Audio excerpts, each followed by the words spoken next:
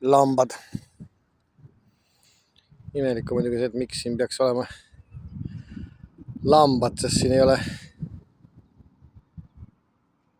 ühtegi klassikalist talu ei ole siin Harkus.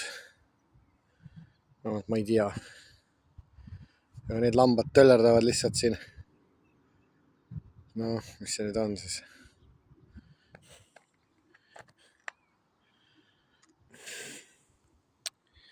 Kuidas me siis nimetame? See ei ole isegi elamupiirkond. See on täitsa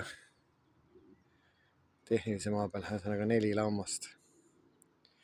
2 suuremat ja 2 väiksemat. Peaks tegelikult mingisugused kõrvatäägid ka olema ja vaatan, et siin metsikud on.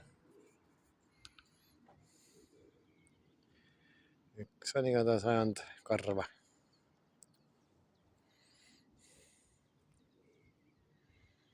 Niisugused elukad.